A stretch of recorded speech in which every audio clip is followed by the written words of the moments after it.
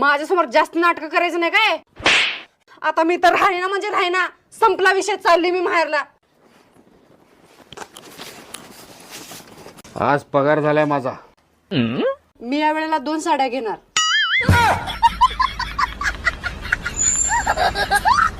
अहो ऐका की. बोल की. माझ्या बहिणीला कॉंग्रॅच्युलेशन म्हणा. का बर? माझी बहीण प्रेग्नेंट झाल्या. अगं पण तिचं तर लग्न झालं नाही की.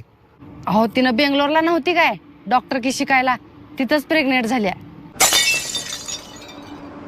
बेंगलोरला होती, डॉक्टर की शिकला, ती प्रेग्नेंट झाली. अगं येडी, परमनंट झाल्या मन.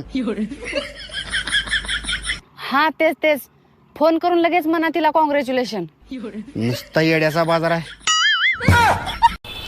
तुमच्या पोराला नीट समजून सांगा, माझ्या पोराला मारले. पुन्हा जर त्यानं हात लावलं तर त्याचे पाय मोडीन मी. ते जाऊ द्या, तुमचं लग्न पण झालंय.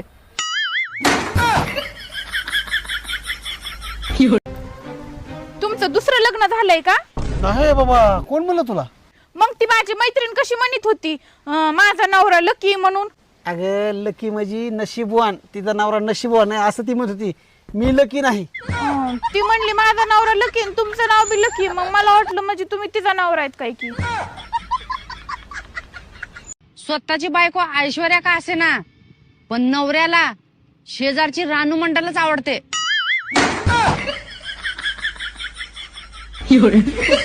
जावाई बाजार करा बरं, पिशवी धरा. काय काय आणायचंय? कांदे, बटाटे, टमाटे, हिरवी मिरची, जे बाजारात दिसन ते सगळं घेऊन या. लय ऊन पडलंय, नाही गेलो असतो मी. सगळा बाजार झाल्यावर येताना मग 1 किलो भर मटण घेऊन या. काय छालकुटका नाही, किती चिवट पडाली ती मटणासाठी.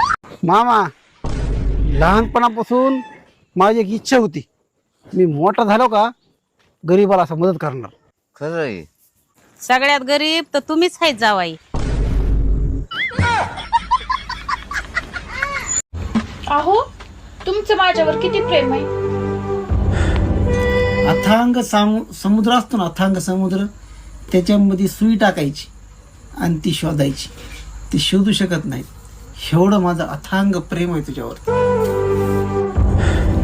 कुठून बायकोला चिवत्यात बनवायचं शिकला तो. लई 1 नंबर चिवत्यात काढतात ना माणसाला. अगं काय काय सुनी, दिवसभर नुसता फोन चालवत राहतेस.